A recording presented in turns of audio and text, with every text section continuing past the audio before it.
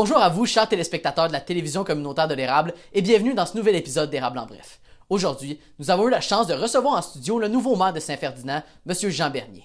Même si l'élection de ce dernier est récente, il n'en est pas moins qu'il semble avoir du pain sur la planche dans les prochains temps. Avec son aide, nous essayerons donc de mieux comprendre aujourd'hui les enjeux à Saint-Ferdinand pour les années à venir. Bonne écoute. Chers téléspectateurs de la télévision communautaire, bonjour. Merci d'être à l'écoute. Je suis présentement en compagnie du nouveau maire de Saint-Ferdinand, M. Jean Bernier. Jean, bonjour. Merci beaucoup tout d'abord d'avoir accepté notre invitation. Bonjour C'est super Jacob, apprécié. ça me fait plaisir, Super. On va commencer en pré-entrevue. On a parlé un peu de votre carrière. Vous avez été gestionnaire, vous avez travaillé dans les hôpitaux, puis maintenant, vous êtes en politique. Oui, oui. Donc, pourquoi est-ce que vous avez décidé de vous impliquer en politique de la sorte? Ben, écoute, en 2020, février 2020, j'avais été un dernier contrat de travail, puis je me demandais si j'allais en solliciter un autre ou si j'allais prendre un défi plus exaltant encore, puis, ou plus prenant encore. Puis, ce qui est arrivé à ce moment-là, c'est que, tu te souviens, la COVID a frappé en mars 2020. J'étais ici à la maison à Saint-Fer, puis je suis pas un gars qui est bon comme de mes mains, comme bien des hommes à Saint-Fer, là. Moi, je suis pas fameux. Je suis bon à l'extérieur, le terrassement, ces choses-là, mais à l'intérieur, je suis moins bon. Mais je faisais des petites rénovations, des choses comme ça, tranquillement, pas vite. Puis à tous les midis, je montais voir la conférence de presse de M. Arruda, puis de M. Legault, puis de Mme Dubé, je me souviens. Pas Dubé, Mme Lebel, qui précède M. Dubé. Puis, à un moment donné, en avril 2020, on dit tout simplement il nous manque 5 000 travailleurs. Et 10 000 travailleurs, 5 000 ont la COVID, 3 000 ont décidé de démissionner, ont peur de mourir, etc., etc. On a besoin de n'importe qui veut s'offrir comme responsable pour venir nous aider. Alors, c'est là que j'ai envoyé mon CV, puis j'ai été engagé. J'allais aider dans ma tête 2 ou 3 mois. Ça a duré 5 ans. J'ai pris ma retraite en février 2025, formellement.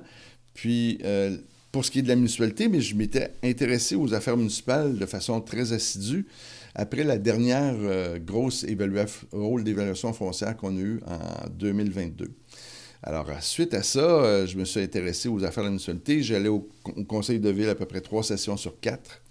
Et puis c'est là que j'ai commencé à développer un goût pour les affaires municipales, puis ce que je pourrais peut-être apporter différent. Alors, j'ai servi 5 ans dans un hôpital. Là, je servirais au moins 4 ans comme maire de Saint-Ferdinand. C'est un petit peu le cheminement au niveau gestion, mais évidemment, ayant été gestionnaire de plusieurs entreprises pendant ma carrière, ça va m'aider au niveau de la gestion de la ville, j'en suis persuadé. Vous avez parlé de défi au début de votre phrase. La campagne électorale a dû en être un énorme. Est-ce que vous pouvez me parler un peu de la campagne? Comment vous avez trouvé ça? C'est quoi vos impressions? Pas trop fatigant? Non. Oui, absolument. C'est fatigant, mais c'est comme j'ai dit, après avoir gagné, le plus fatigant est à venir. Puis je suis dedans à l'heure actuelle.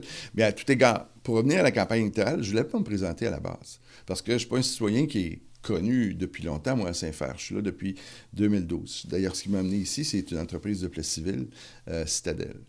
Alors, je sollicitais des gens pour se présenter à la mairie de Saint-Ferdinand pour faire un changement. Puis, tous les gens que je sollicitais, que ce soit moi directement ou par personne interposée ou en trio, si on avait l'occasion de se rencontrer, tout le monde, il n'y a pas grand monde qui était intéressé. Puis je respecte ça. À un moment donné, tu as une vie, c'est très prenant la politique. Surtout, à la grosseur que maintenant Saint-Ferdinand a, c'est difficile pour quelqu'un qui a un emploi de dire « je vais être maire de Saint-Ferdinand ». Les enjeux sont de plus en plus importants, puis ça prend quelqu'un qui a beaucoup de temps pour pouvoir y pallier.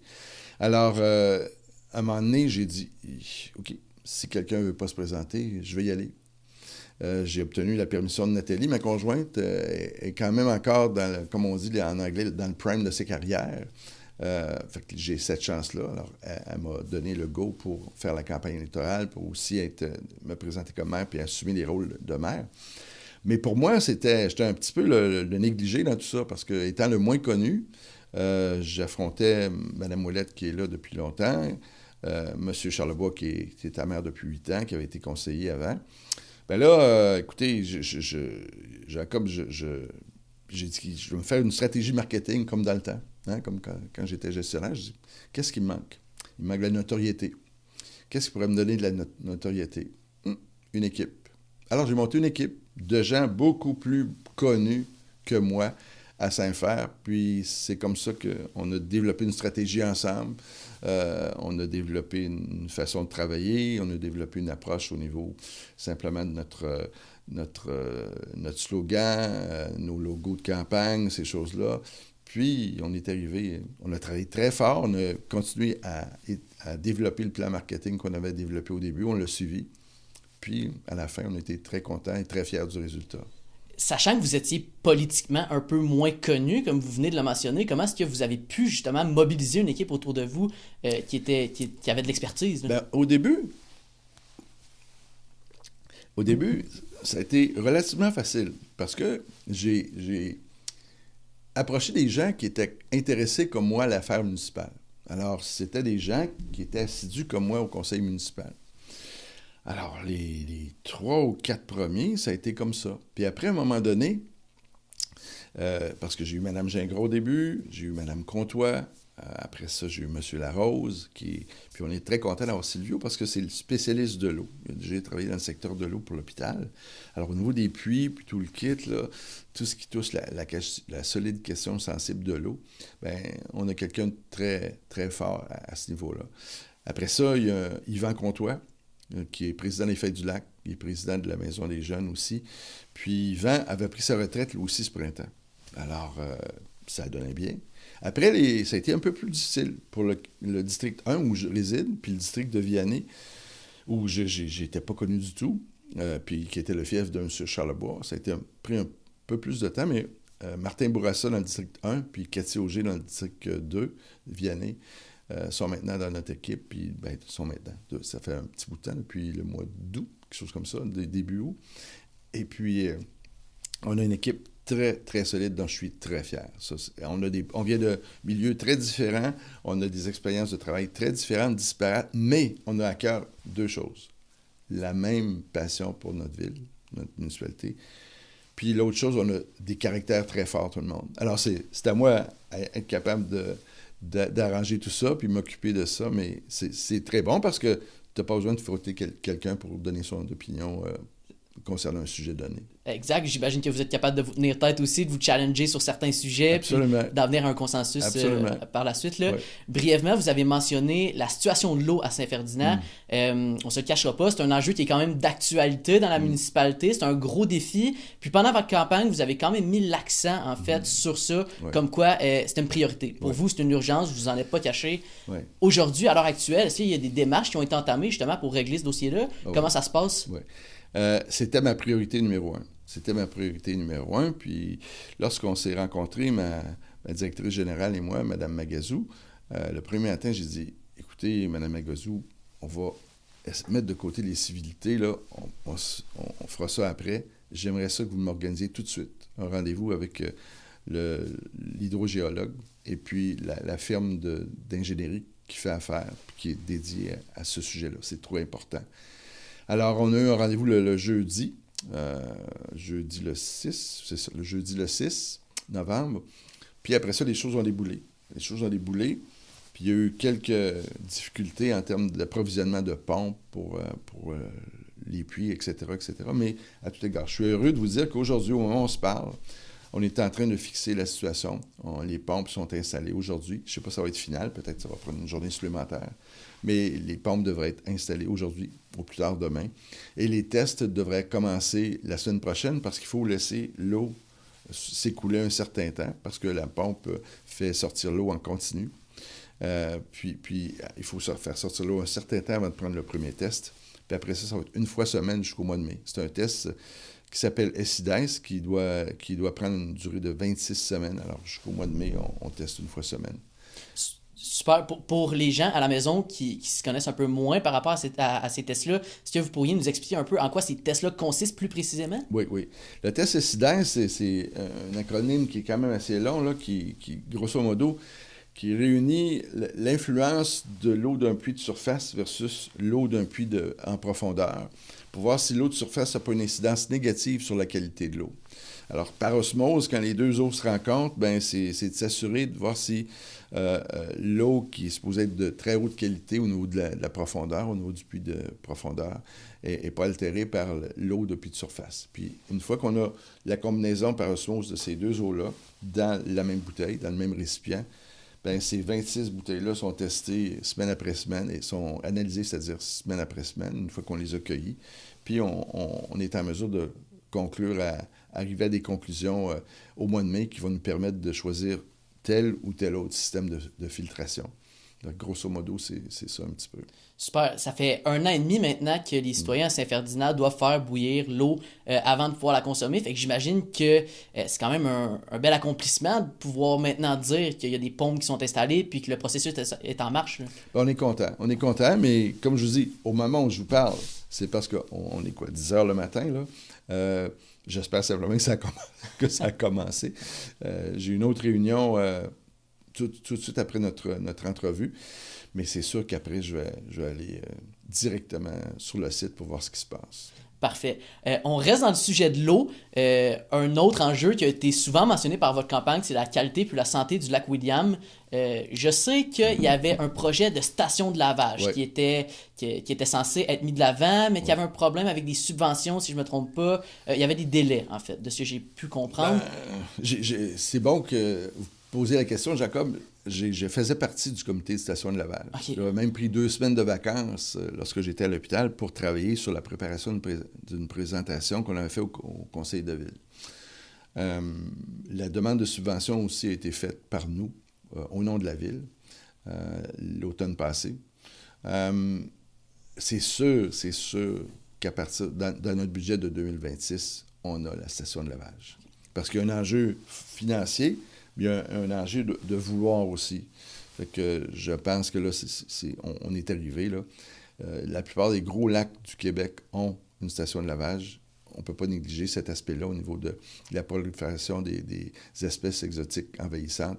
Alors, il faut y arriver. Puis en 2026, écoutez, ça va dans notre budget en termes de dépenses. Est-ce que le temps de commande de la station, etc., le positionnement de la commande...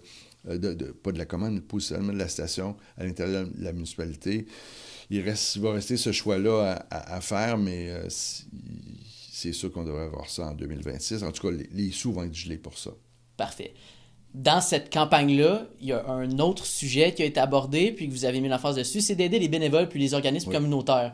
Oui. Mais pour des personnes qui savent un peu moins comment ça marche, qui connaissent un peu moins le processus, comment on fait pour aider ces organismes communautaires-là, puis les bénévoles là, dans une municipalité comme Saint-Ferdinand? Il faut comprendre que à peu près 13% de la population adulte à Saint-Ferdinand est un bénévole.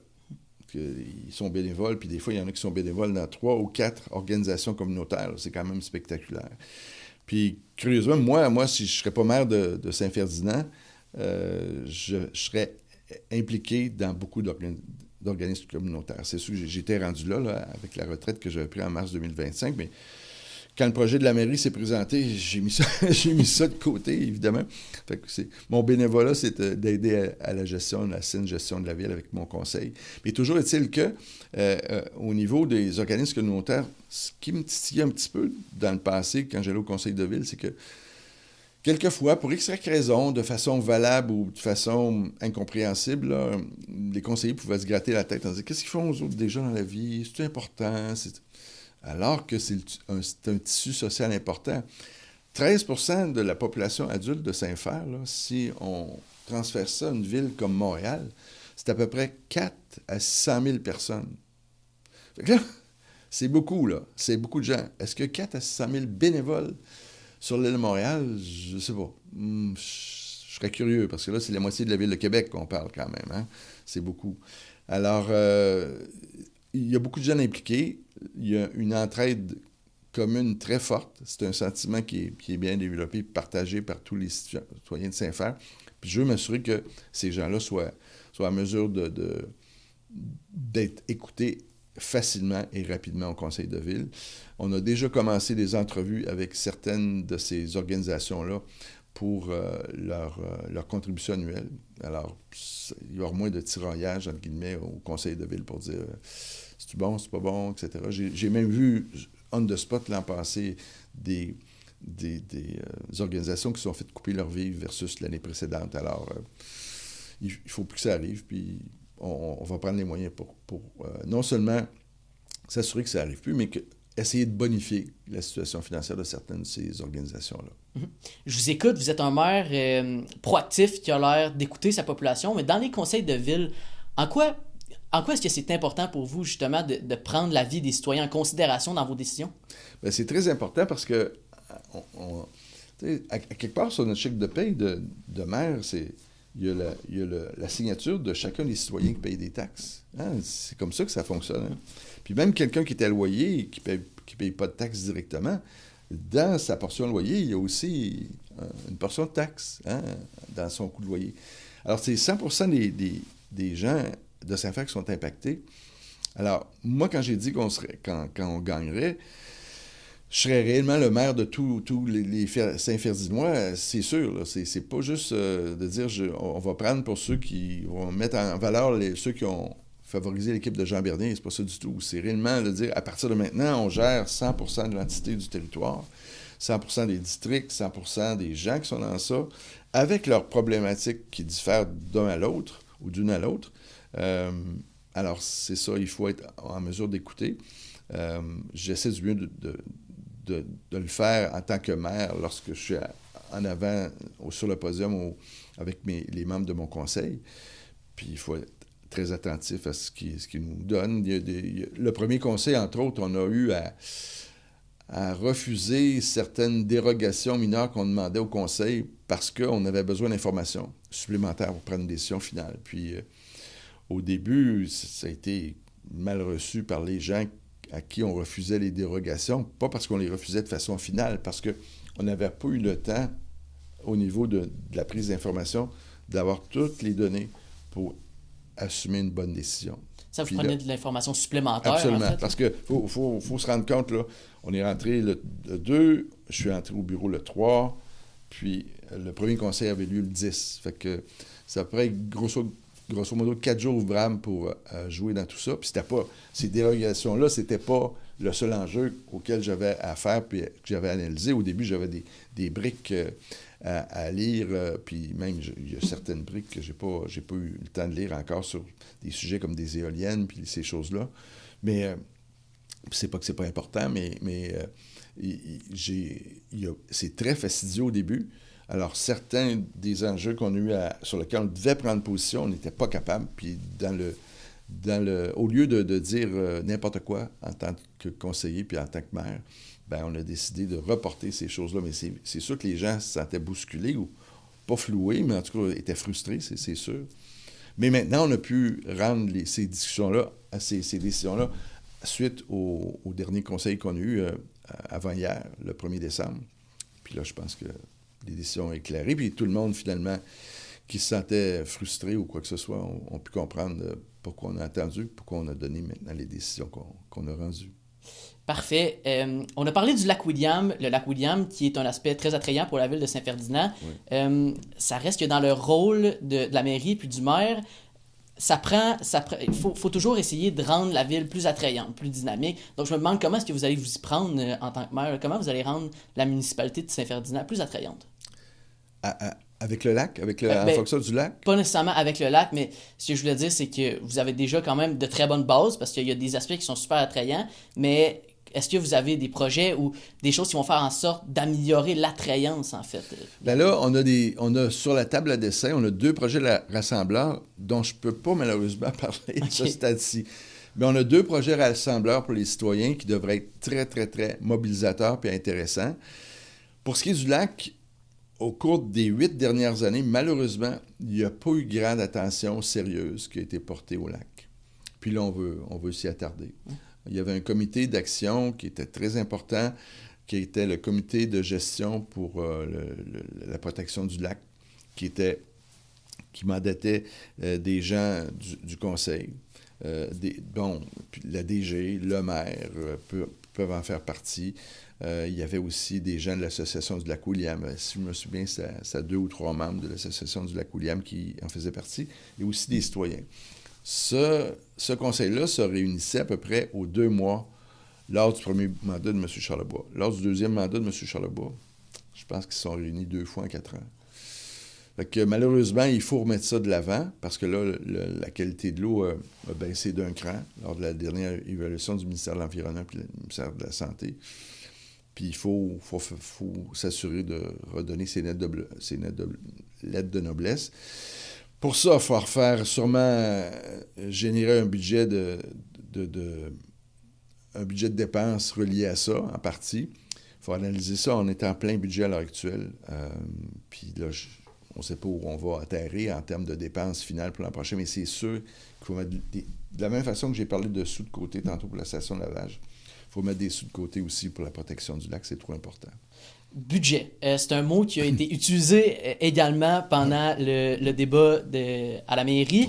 Oui. Dans un contexte où il y a une augmentation du coût de la vie, on peut pas se le cacher, comment est-ce que vous allez faire pour atteindre l'équilibre financier dans un contexte où justement il y a une augmentation du coût de la vie? Là? Bien, puis je vais vous donner un petit scoop. Là, ici, là, on a appris la semaine dernière que la valeur totale foncière de la municipalité montait de 25 %.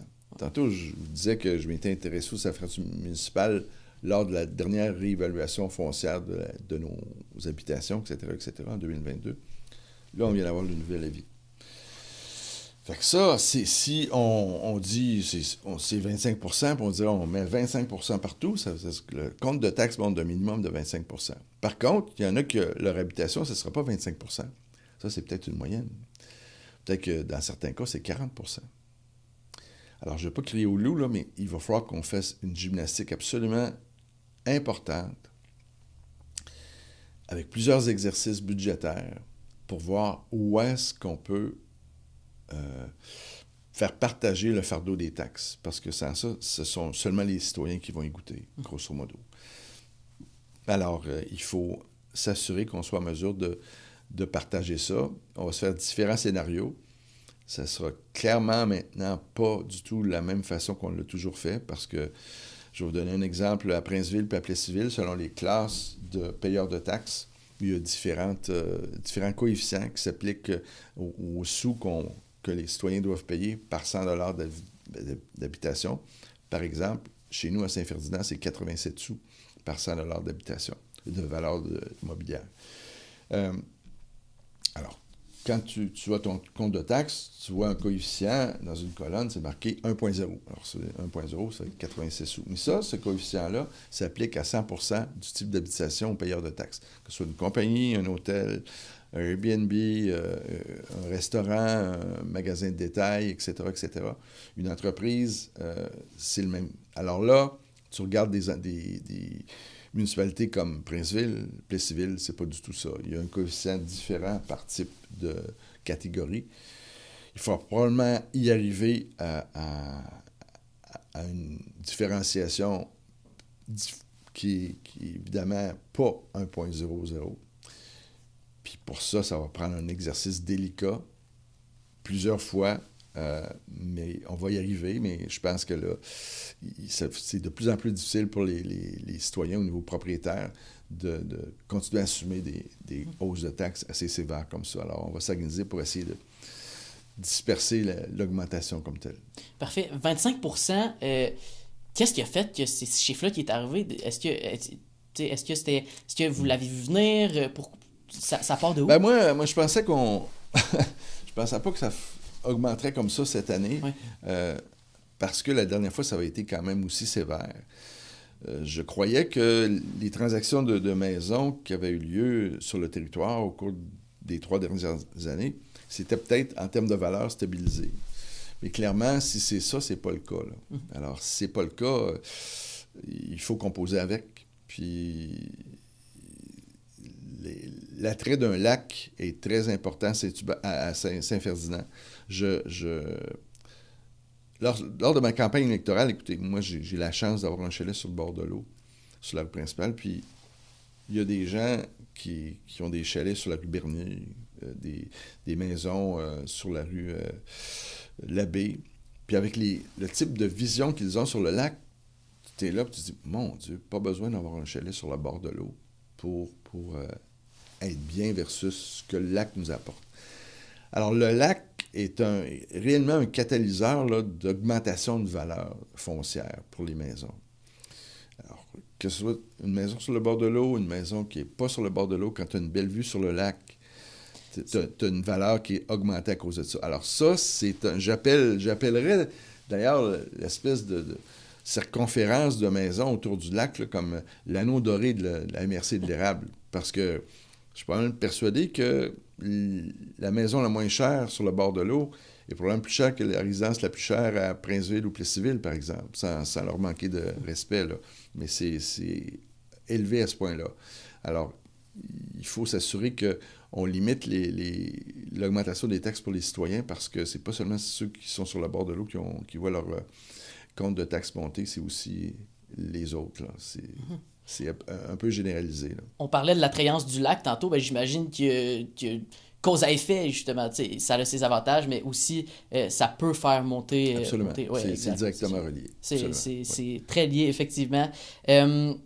Bon, on en a parlé aussi tantôt, mais présentement, il y a un problème de tuyauterie proche du lac Williams. C'est un dossier, je crois qu'il y a un tuyau Oui, c'est arrivé, bien, un problème, c'est simplement un incident qui est arrivé un incident, excusez-moi. Hier, là, avant-hier, puis on l'a réparé hier, ça a pris, je pense, 5-6 heures, réparer tout ça.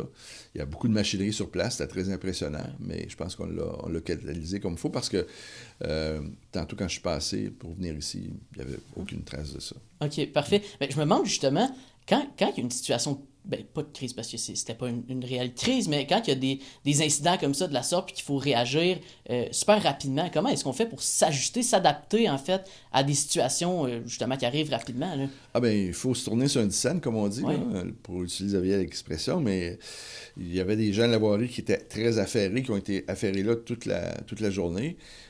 Puis par exemple, pour donner un effet que cette situation-là a pu avoir, c'est que ça a retardé d'une journée le projet au niveau électrique de l'utilisation de la compagnie d'électricité pour venir, entre guillemets, raccorder avec le bon type de tuyau de pouvoir, là, l'espèce de mini-centrale qu'on a à laquelle on peut se raccorder pour que les pompes soient actionnées à l'intérieur des puits. Alors ça, il y a eu un délai au niveau de la compagnie d'électricité d'1 jour à cause de ça. Alors, j'espère qu'il n'y a rien arrivé d'autre ce matin, mais on va toucher du bois, c'est le cas de le dire. Mais non, c'est ça, il faut composer avec, puis c'est un intangible qu'on ne peut pas planifier. Parfait. En terminant, Jean, on se projette à moyen long terme, là, dans 4 ans. Qu'est-ce qui serait pour vous un mandat réussi? Bien, si on aurait réussi toutes les promesses qu'on avait, les priorités qu'on avait sur notre programme, ça serait une première chose. La deuxième chose, de maintenir encore une harmonie sociale très bonne à Saint-Fer. Pour moi, c'est un village avec lequel je suis tombé en amour il y a 13 ans maintenant. Puis c'est important, c'est spécial. Quand j'étais dans la région de Montréal, j'ai loué dans le coin des Laurentides, j'ai loué dans le coin de l'Estrie. Mais maintenant, tu vas à Saint-Sauveur, par exemple, ou à Saint-Eloi-d'Howard, mais disons Saint-Sauveur, puis même à Magog, dans le coin de l'Estrie. Puis t'es comme au coin de Sainte-Catherine, puis un samedi soir, là, il y a beaucoup de trafic. Il y a beaucoup de trafic, c'est très agité, très animé. C'est sûr que c'est le fun, là, jusqu'à un certain point pour ceux qui aiment ça. Mais la quiétude de Saint-Fer, avec le lac, avec la qualité de gens qu'on a, avec l'attitude, la bonne humeur des gens, l'esprit d'entraide qui existe à l'intérieur de la municipalité, c'est unique, puis ça, il faut préserver ça. Puis j'aurais un rêve caché, là, parce qu'on n'a pas parlé du tout pendant la campagne. Ayant été dans le secteur des affaires, j'aimerais ça avoir l'occasion d'attirer une entreprise sous mon mandat à Saint-Fer, mais ça, c'est plus un long shot à cause du problème de l'eau. Il faut se dire les vraies choses, là, à cause du problème de l'eau. Puis le problème de l'eau aussi, on va avoir le résultat en mai, mais dépendant du type de système de filtration qu'on a besoin suite à ça, après ça, ça peut être beaucoup plus long. Alors, autrement dit, le système de l'eau, même si on connaît la réponse en mai, ça veut pas dire, ou mai ou juin, disons, là, ça veut pas dire qu'on va être capable tout de suite de mettre en place la prescription requise. La prescription requise, peut-être, elle va être disponible seulement 6 mois, 9 mois, 1 an et demi plus tard, dépendant de la sévérité du système qu'on va avoir à avoir. Alors, puis ça aussi, ça fait en sorte que, jusqu'à un certain point, ça peut avoir un frein sur certains projets domiciliaires qu'on pourrait avoir. Alors, un ne va pas sans l'autre.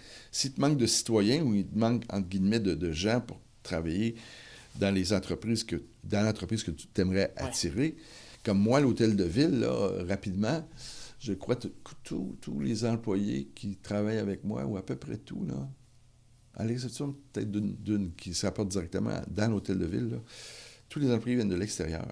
OK. J'aimerais ça. C'est pas tous de la population ici. Pas tous des Ferdinois, là. Okay. Non. Alors, juste ça nous donne une idée de la difficulté avec laquelle on peut composer, mais je suis chanceux parce que ces gens-là, même s'ils viennent aussi loin que Drummondville, sont très contents de venir travailler à Saint-Ferdinand. Ouais. C'est spécial. Alors, tant mieux pour nous, puis il faut protéger aussi cet acquis-là qu'on a, puis ce côté attractif-là qu'on peut avoir, il faut le protéger. Mais c'est sûr que quand je parle d'une entreprise, c'est un rêve un peu fou, puis je n'avais pas parlé pendant la campagne parce que c'est loin. Mais si l'eau se règle rapidement, puis on est en mesure de développer quelque chose en termes de projet domiciliaire rapide, on pourrait peut-être faire quelque chose, mais il ne faut pas rêver en couleur. Là. C'est une entreprise, eux autres aussi ont besoin d'une assurance, comme quoi ils vont avoir des gens faciles d'accès pour venir supporter leur mission là, d'entreprise. C'est important. Exact. Il faut comprendre ça. Je vous relance rapidement avant qu'on termine, mais je sais que c'est un projet qui peut aller sur le long terme, mais est-ce que vous avez déjà des idées ou un plan en place? Non, pas du tout. OK, parfait. Je suis honnête avec vous. Là. Okay. Non, c'est comme... C'est une idée. Une idée, qui trotte dans votre tête. Une idée, mais elle trotte. Elle est là. OK, faites-en pas, elle est là. Parfait. Ben, Monsieur Bernier, merci beaucoup d'avoir accepté l'invitation. Merci d'avoir été en studio puis d'avoir été si généreux de votre temps. C'est super apprécié. Jacob, ça me fait un énorme plaisir. N'importe quand. On s'en fera. Parfait. Ben, merci beaucoup. Maintenant, l'entrevue terminée, réfléchissons ensemble sur les sujets qui ont été abordés. Nous avons parlé de la campagne électorale de M. Bernier, de la situation de l'eau à Saint-Ferdinand, du lac William, d'équilibre financier et encore bien plus. Encore une fois, merci à vous, cher public, d'avoir été au rendez-vous et on se dit à la prochaine pour un nouvel épisode d'Érable en bref. C'était Jacob Kenville à la TVC.